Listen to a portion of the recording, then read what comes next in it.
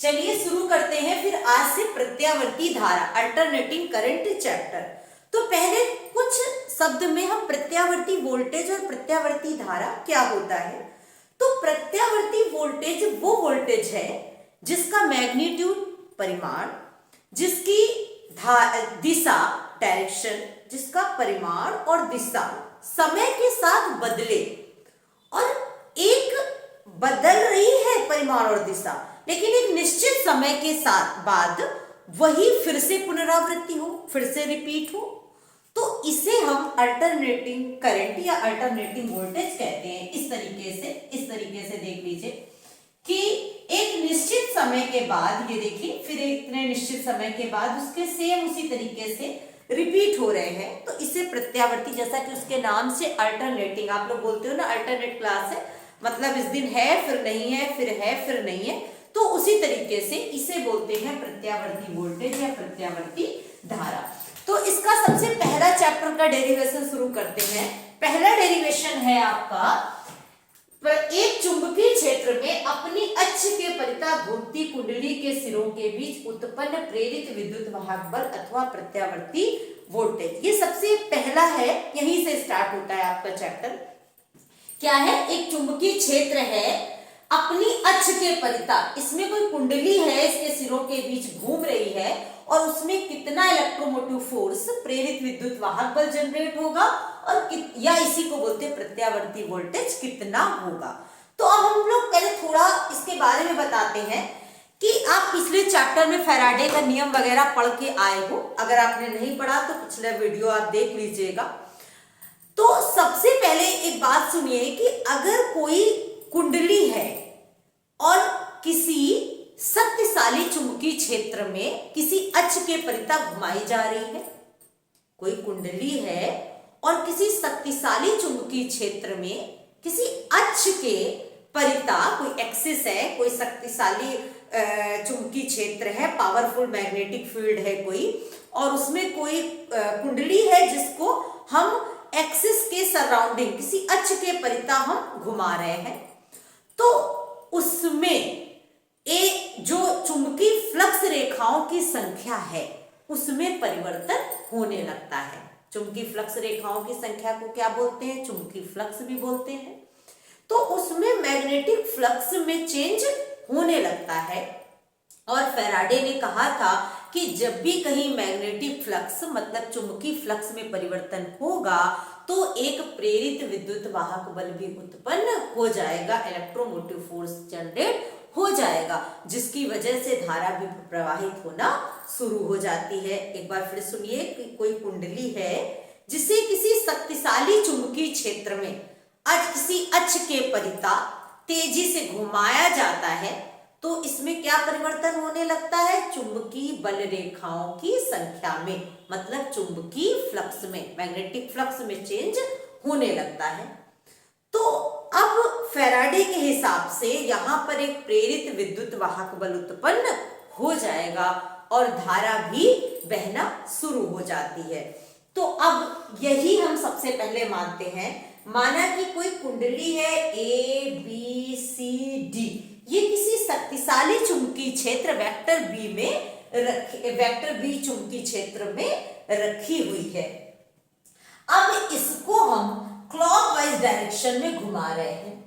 प्रारंभ में जब ये लंबवत स्थिति में है, क्योंकि चुंबकीय बल रेखाओं की संख्या सबसे अधिकतम होगी, उस समय से हमने शुरुआती कंडीशन मान ली और उसके बाद हम इसे घुमाना शुरू कर रहे हैं।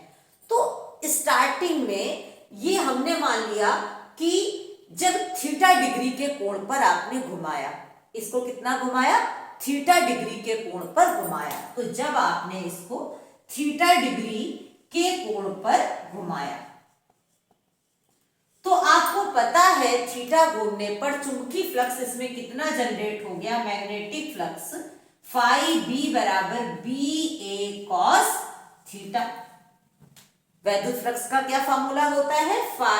चुंबकीय फ्लक्स का वैद्युत फ्लक्स होता है तो फाई ई बराबर ई ए कॉस थीटा हो जाता। तो इसमें चुंबकीय फ्लक्स कितना उत्पन्न हो गया? फाई बी बराबर बी ए कॉस थीटा। आपको मालूम है ना कि थीटा बराबर क्या हो जाएगा, ओमेगा टी, क्योंकि ओमेगा बराबर क्या होता है, थीटा अपॉन टी।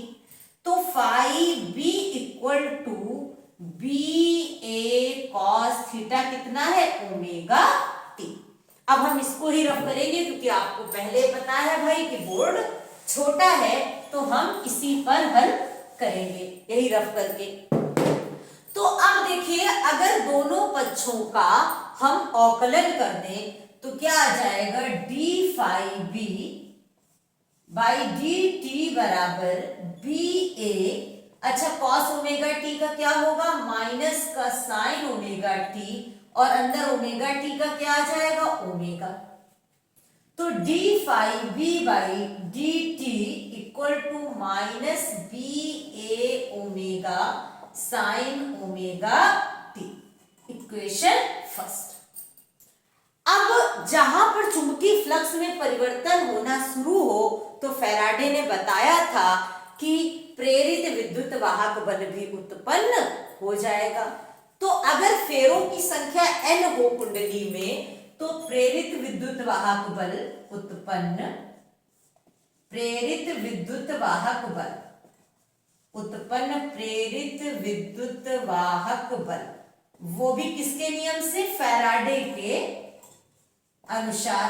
किसके अनुसार, फैराडे के अनुसार प्रेरित विद्युत वाहक बल इक्वल टू क्या होता है, minus N D phi B by D T.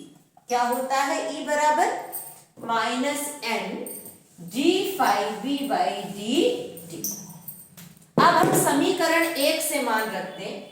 समीकरण 1 से मान रखने पर,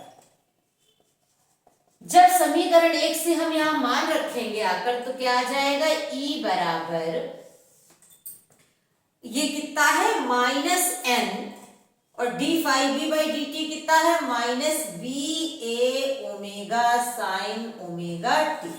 तो minus minus plus N A B omega sine omega T, ये समीकरण आपका निकल कर आ गया। अच्छा, अब इसका अधिकतम मान कब होगा, इस प्रेरित विद्युत वाहक बल का, इसको हम चित्र को रफ करे दे रहे हैं क्योंकि इतनी जगह में बताना है। आप लोग वीडियो को रोक करके अच्छे से बना लीजिएगा डायग्राम। तो अब इधर देखिए, अगर हम इसमें अधिकतम मान देखें इस प्रेरित विद्युत वाहक बल का, तो अधिकतम मान कब होगा, जब साइन ओमेगा टी की वैल्यू कितनी होगी, 1। और ये 1 कब होगी, जब ओमेगा टी बराबर कितना होगा, 90 डिग्री, पाई बाई 2। कितना होगा, अधिकतम मान कब होगा, पाई बाई 2। साइन 90 की वैल्यू 1 होती है। तो अधिकतम मान के लिए हम ई को क्या लिख सकते हैं, E naught N A B omega sine omega T 1 हो गया। ये आ गया प्रेरित विद्युत वाहक बल का अधिकतम मान। अब अगर ये मान यहां रख दें तो समीकरण निकल कर आ गया, E बराबर E naught sine omega T. ये होता है प्रेरित विद्युत वाहक बल का मान। अब प्रेरित विद्युत वाहक बल उत्पन्न हो गया, जिसकी वजह से धारा भी उत्पन्न हो जाएगी। अच्छा, उस धारा की दिशा हम फ्लेमिंग के दाएं हाथ के नियम के अनुसार ज्ञात कर सकते हैं। अब इसके बाद प्रत्यावर्ती वोल्टेज और प्रत्यावर्ती धारा, पहले इसका ही हम आपको ग्राफ बनाकर बता देते हैं कैसे इसका ग्राफ बनेगा, ये आप लोग नोट कर लीजिएगा। इसका ग्राफ कैसे बनेगा, E बराबर E naught sine omega T, sine की फॉर्म में है, तो इसका ग्राफ देखिए, इसका ग्राफ तो यही आएगा 0, ये 90 पर कितना था मैक्सिमम, और फिर ये कितना है 180, फिर ये कितना है 270, और ये 360।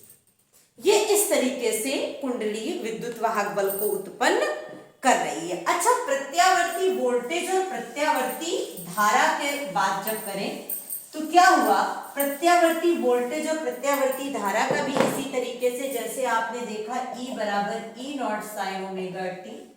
अगर हम प्रत्यावर्ती वोल्टेज यहां लिखें तो V बराबर V not sine omega T. ऐसे अगर हम धारा लिखें तो I बराबर I not sine omega T. और इसका ग्राफ प्रत्यावर्ती वोल्टेज और प्रत्यावर्ती धारा का किस तरीके से बनेगा वो भी आप लोग देख लीजिए समय t के साथ। ये आपका इस तरीके से हमने वोल्टेज का बनाया, तो प्रत्यावर्ती वोल्टेज का अगर आपने ये बनाया तो आपका ये मान कौन सा कहलाएगा, अधिकतम मान। क्या कहलाएगा, अधिकतम मान V0। इसे वोल्टेज का अधिकतम मान या वोल्टेज का शिखर मान भी कहते हैं। और लेकिन धारा भी देखिए ओमेगा टी तो इसमें भी है, लेकिन ये ऐसे जाएगी, ये देखिए ये धारा, तो ये धारा का कौन सा मान है, ये धारा का अधिकतम मान है। किसका, धारा का अधिकतम मान है। ये जो है ये धारा का अधिकतम मान है।